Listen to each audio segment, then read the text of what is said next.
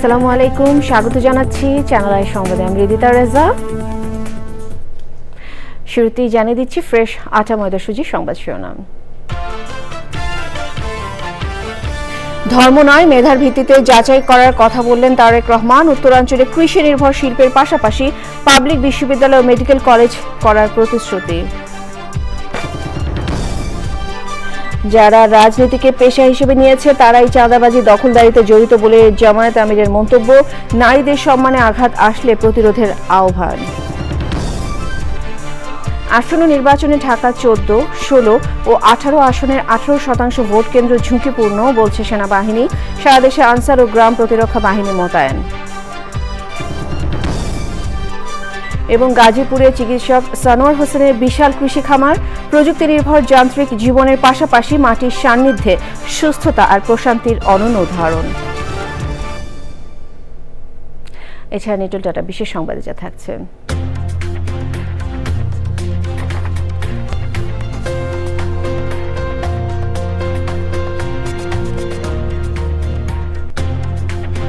শহীদ রাষ্ট্রপতি জিয়াউর রহমানের জন্মবার্ষিকী উপলক্ষে ফ্রি মেডিকেল ক্যাম্প ও ঔষধ বিতরণের খবর। ভূমিকম্প সহনীয় মোস্ট ডিউরেবল দেশের প্রথম থার্মেক্স রড সালাম স্টিল। সালাম স্টিল বোঝে ডিউরেবিলিটি। সালাম still, most durable still.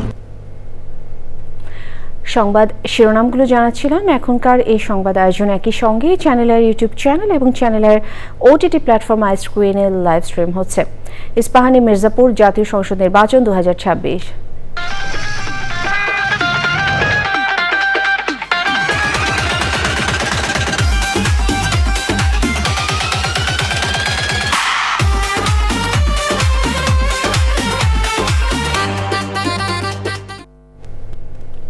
BNP chairman Tarique Rahman বলেছেন, ক্ষমতায় গেলে কাউকে ধর্মের ভিত্তিতে নয়, মেধার ভিত্তিতে যাচাই করা হবে।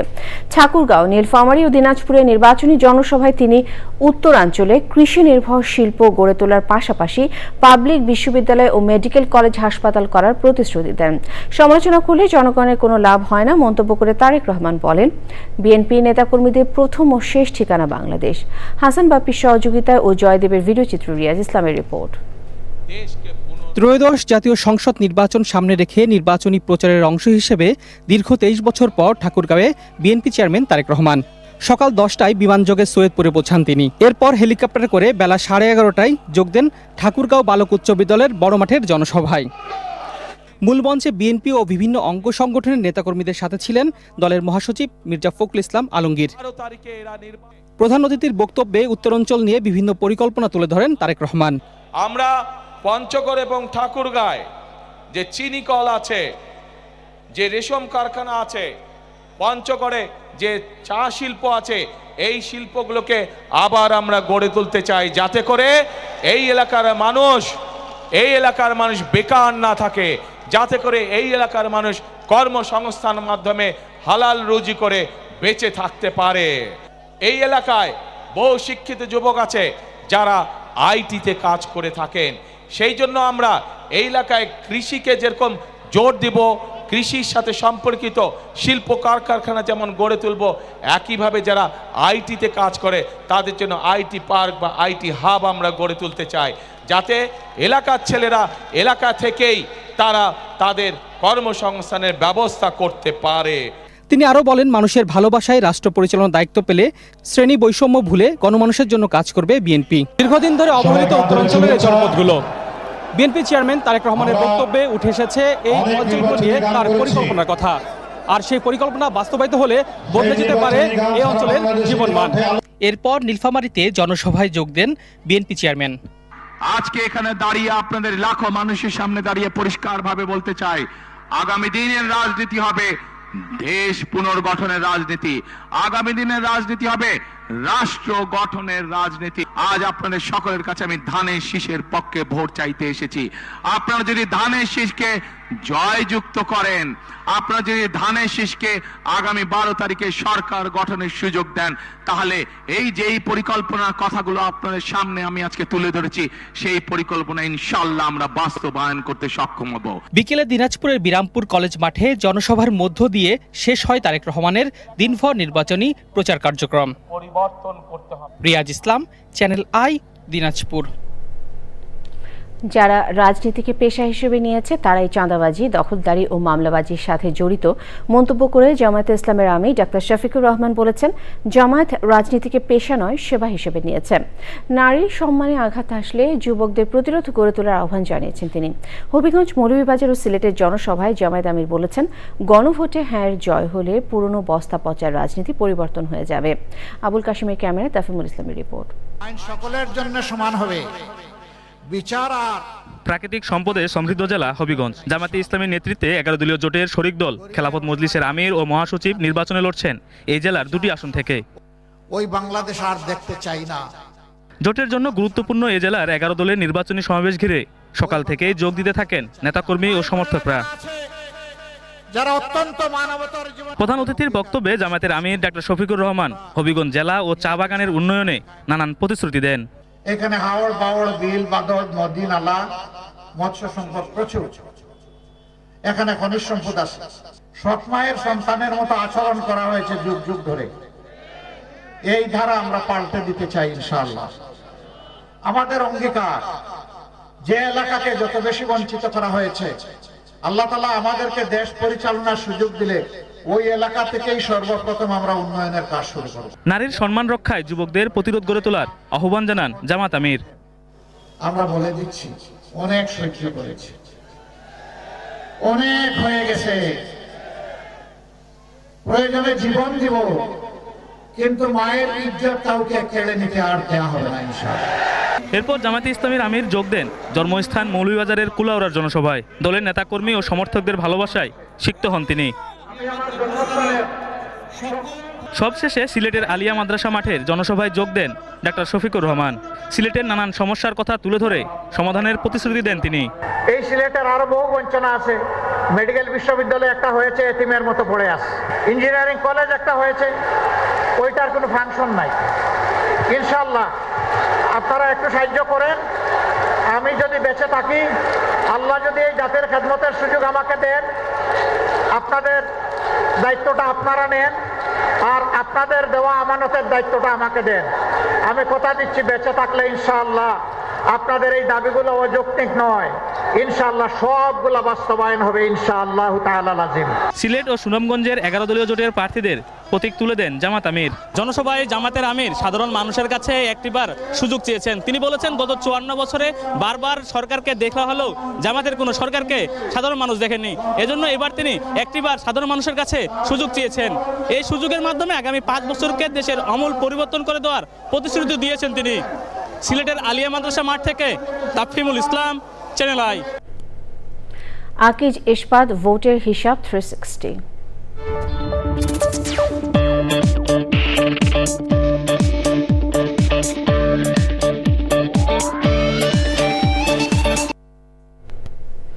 ঢাকা 14, 16 ও 18 আসনের 18% ভোট কেন্দ্র ঝুঁকিপূর্ণ। এর মধ্যে 14 ও 16 আসনের ভোট কেন্দ্র বেশি ঝুঁকিপূর্ণ বলে জানিয়েছে সেনাবাহিনী। এক ব্রিফিংয়ে Mirpur camp commander lieutenant colonel SM Fuad Masrur জানিয়েছেন, নির্বাচনকে সামনে রেখে অস্ত্র ও গোলাবারুদ উদ্ধারের পাশাপাশি সন্ত্রাসীদের গ্রেফতার করা হচ্ছে।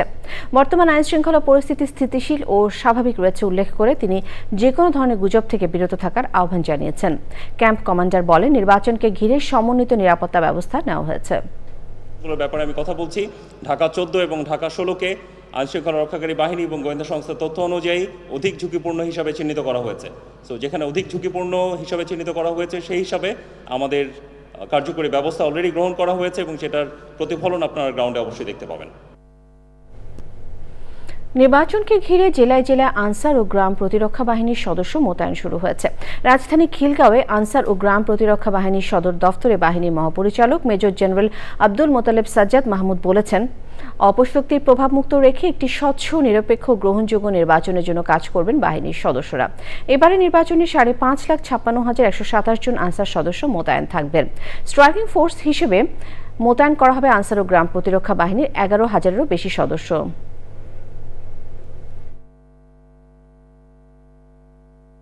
আজকে থেকে আমাদের জেলা পর্যায়ে আমাদের যে মোতায়েন আজকে থেকে শুরু হয়ে গেছে। 5,56,127 ইজ এ ফিগার। প্রত্যেকটা ভোটিং সেন্টারে বেসিক্যালি এখন সমন্বয়গুলো হচ্ছে উপজেলা পর্যায়ে। But they will land on to election voting centre on 11th, যেটা হবে কেন্দ্রীয়ভাবে জেলা রিটার্নিং অফিসারের নেতৃত্বে। রিটার্নিং অফিসার কেন্দ্র অনুযায়ী ভোটিং ইকুইপমেন্ট দিলে আমাদের ওই গ্রুপরা ওইটার সহ পুলিশ সহ সবাই যার যার ভোট কেন্দ্রে। বাট এর মধ্যে প্রত্যেক উপজেলায় তারা প্রতিদিন গিয়ে এই সমন্বয়গুলো করতেছে। ইঞ্জিনিয়ার সাহেব, বাড়ির ডিজাইন তো হলো, কিন্তু কোন রড দিয়ে বাড়ি বানাবো? অবশ্যই আকিজ ইস্পাত। কেন? কারণ সাধারণ 500W রডের yield strength 500 MPa, tensile strength 575 MPa। ভালো মানের 500W রডের টেনসাইল স্ট্রেংথ 625 MPa, আর সর্বোচ্চ গুণগত মানের আকিজ ইস্পাতের টেনসাইল স্ট্রেংথ 700 MPa, অর্থাৎ ভালো মানের রডের থেকেও 12% বেশি, মানে অধিক শক্তিশালী আর দীর্ঘস্থায়ী। এছাড়াও বাংলাদেশে একমাত্র আকিজ ইস্পাত ফ্যাক্টরিতেই রয়েছে advanced quality control and R&D lab, যেখানে সম্পূর্ণ অটোমেটিক পদ্ধতিতে রডের মাইক্রোস্কোপিক স্ট্রাকচার পর্যবেক্ষণ করে সর্বোচ্চ গুণগত মান নিশ্চিত করা হয়। বুঝেছি। এখনই অর্ডার করছি অধিক শক্তিশালী আকিজ ইস্পাত। আকিজ ইস্পাত, কমিটেড টু কোয়ালিটি। ঢাকা 17 আসনের বিএনপি প্রার্থী তারেক রহমানের পক্ষে প্রচার চালাচ্ছেন মেয়ে জাইমা রহমান। একই আসনে তারেক রহমানের পক্ষে প্রচার চালিয়েছেন চেয়ারম্যানের উপদেষ্টা কাউন্সিলের সদস্য আমানুল্লাহ আমান ও সঙ্গীত তারকা বেবি নাজনীন। মাজুল হক মান্নার রিপোর্ট। ত্রয়োদশ জাতীয় সংসদ নির্বাচনের শেষ মুহূর্তের প্রচারে ভোটারদের দ্বারে দ্বারে যাচ্ছেন প্রার্থীরা। ঢাকা 17 আসনের বিএনপির প্রার্থী তারেক রহমান, তিনি নির্বাচনী কাজে ব্যস্ত থাকায় তার পক্ষে মেয়ে জাইমা রহমান অনেকটা নীরবে গুলশান 2 এলাকায় প্রতিটি ভোটারের সাথে কথা বলেন।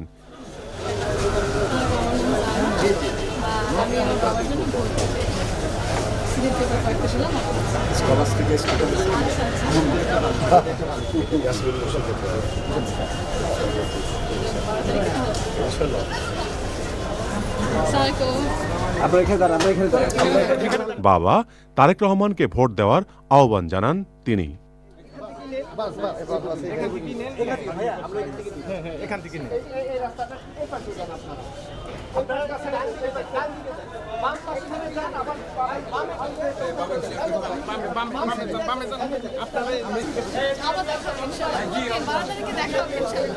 গুলশান 2 এলাকায় তারেক রহমানের পক্ষে নির্বাচনী প্রচারে লিফলেট বিতরণ করেছেন চেয়ারম্যানের উপদেষ্টা কাউন্সিলের সদস্য ও সঙ্গীত তারকা বেবি নাজনীন। ধানের শীষের উপর ভিত্তি করে আমরা নতুন দেশ বিনির্মাণের জন্য কাজ করব তারেক রহমানের নেতৃত্বে। করাল বস্তিতে দলের চেয়ারম্যান ও প্রার্থীর পক্ষে গণসংযোগ করেন আমানুল্লাহ আমান। ব্যাপক সমর্থন, ব্যাপক সারা ধানের শীষের পক্ষে, জনাব তারেক রহমানের পক্ষে। আজকের এই সারা এটাই প্রমাণ করে যে এলাকার জনগণ আগামীতে ইনশাল্লাহ বিপুল ভোটে জনাব তারেক রহমানকে নির্বাচিত করবেন।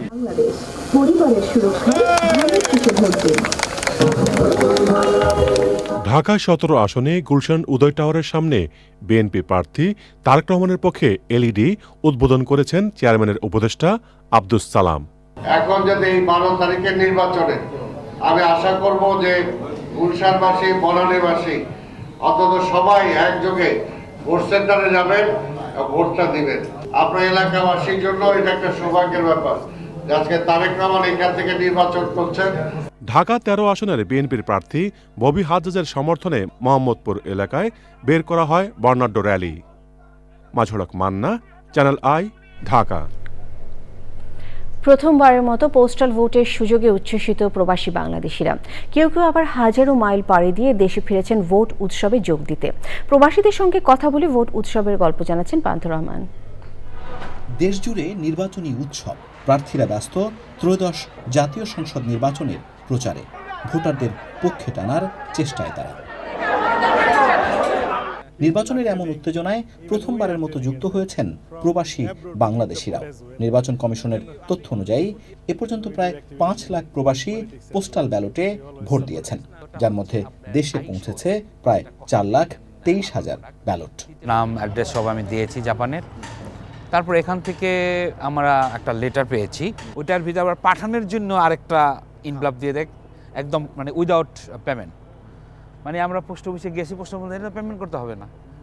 তো এত সুন্দর সিস্টেমটা, এটা আসলে একটা বিগ সারপ্রাইজ ছিলাম আমরা। তারপরে এটা মনের খুশি যেই বিদেশ লাইফে প্রথম আমরা আসলে ভোট দিচ্ছি, এতে শান্তি আর কিছু আছে ভাই? অত্যন্ত উৎফুল্ল, আনন্দিত যে আমরা বাংলাদেশের মতো দেশে একটা বিদেশ থেকে একটা ভোট দিব, এটা সবাই আগ্রহ প্রকাশ করছে।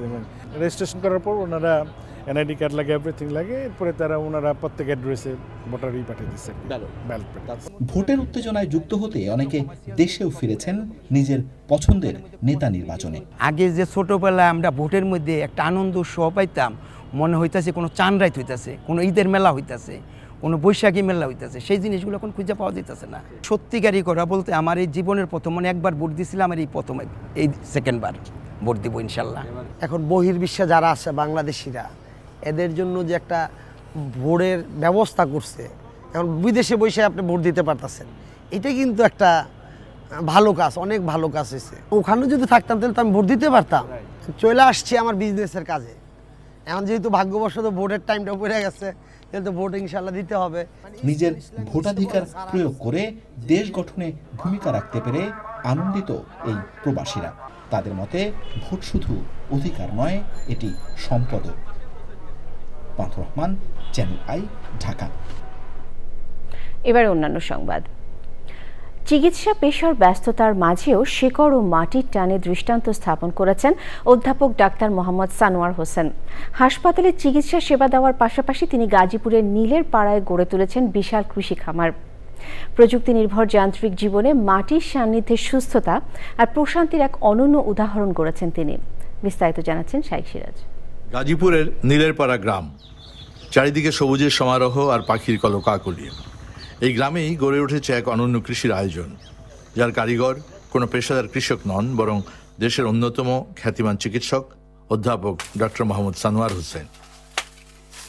দীর্ঘ ৩৫ বছর সরকারি চাকুরিতে সফলতার পর এখন ব্যস্ত বেসরকারি চিকিৎসায়। চাইলে পারতেন বিদেশের উন্নত নাগরিক সুবিধা গ্রহণ করতে, কিন্তু বেছে নিয়েছেন মাটির সোদা গন্ধ। এটা কেবলমাত্র আমি ইচ্ছা করলেই হয়ে যাবে তাই নয় আর কি, কিন্তু আমার একটা টান আছে মাটিতে, এখানকার পানিতে এবং এই গ্রামের ভিতরে আমার একটা টান আছে। এই মাছের চাষটা কত বছর যাবত এখানে? 10-12 বছর হয়েছে। এগুলো তো আপনাদের না? হ্যাঁ, এটা আমার। দেখেন এই যে আলু লাগাইছি, পেঁয়াজ লাগাইছি, মরিচ টুপি সব আছে, দেখেন লাউ। বেশিরভাগ কনজিউমার হলো এখানকার আমার যারা কাজ করে। গাভী পালছি, এগুলো হলো আরসিসি। দুধ কম হয়, কিন্তু এর দুধ হলো অনেক বেশি মিষ্টি। কত মন ধান আপনি পান এই জমি থেকে? এই জমি থেকে আমি প্রায় নিয়ারলি 1000 মন্স। আমি কিন্তু এর 750 মন ধান দিয়েছি অ্যাজ সিডস। বিএডিসির তো কোনো ক্যাপাসিটি নেই, বীজ হিসেবে দিয়ে দিয়েছেন। হ্যাঁ। ডক্টর সানোয়ারের এই আয়োজনে জড়িয়ে আছে প্রান্তিক মানুষের জীবিকাও। আল্লাহ পাক সবারই যে কয়জন আসছে সবারই চলার পথে আছে। এখন স্যারের সাথে অনেকদিন ধরে যাওয়া আশা করি, তো একটু মহব্বত এই জন্য এসে কাজ করি। না ঠিক আছে, আপনারা সব একই গ্রামের, সবাই রিলেটেড।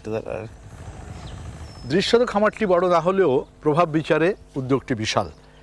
এভাবে শহরের পুঁজি আর জ্ঞান যদি গ্রামের অর্থনীতি আর কৃষিতে বিনিয়োগ করা যায়, তাহলে টেকসই হবে আমাদের আগামীর কৃষি, এবং গ্রামে কর্মসংস্থান যেমন হবে, আমাদের কৃষি সমৃদ্ধি বাড়বে। গাজীপুরের নীলেরপাড়া থেকে শাইখ সিরাজ, চ্যানেল আই। এ নিয়ে বিস্তারিত প্রতিবেদন দেখুন আজ রাত 9টার সংবাদের পর হৃদয় মাটিও মানুষ অনুষ্ঠানে। সময় হলো বিরতি নেবার। বিরতির পর আরও সংবাদের সাথে জানিয়ে ফিরব। 2026 সালের আবার আমন্ত্রণ। 2026 সালের হজ মৌসুমের জন্য রোববার থেকে আনুষ্ঠানিকভাবে ভিসা দেওয়া শুরু করতে যাচ্ছে সৌদি আরব। দেশটির হজ ও ওমরা মন্ত্রণালয়ের বরাত দিয়ে আন্তর্জাতিক সংবাদ মাধ্যম গালফ নিউজ এ তথ্য জানিয়েছে। মন্ত্রণালয়ের ঘোষণা অনুযায়ী এবছরের হজের প্রাথমিক প্রস্তুতি শুরু হয় 2025 সালের 8 জুন। সে সময় থেকে বিভিন্ন দেশের হজ অফিসগুলোকে পরিকল্পনার প্রাথমিক নথি ও দিক নির্দেশনা পাঠানো হয়। হজ পালনে ইচ্ছুক ব্যক্তিদের জন্য প্রয়োজনীয় আইনি ও স্বাস্থ্যগত শর্তাবলীও পর্যায়ক্রমে জানানো হবে বলে জানিয়েছে কর্তৃপক্ষ। নিটল ডাটা বিশেষ সংবাদ।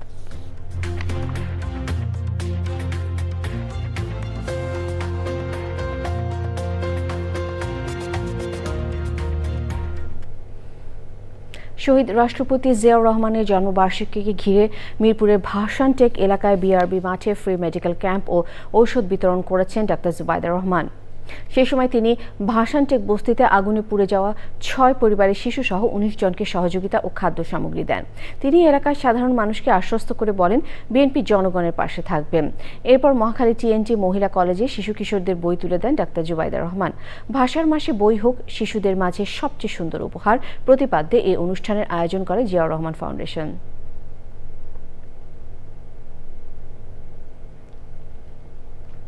পূবালী ব্যাংক বাণিজ্য সংবাদ।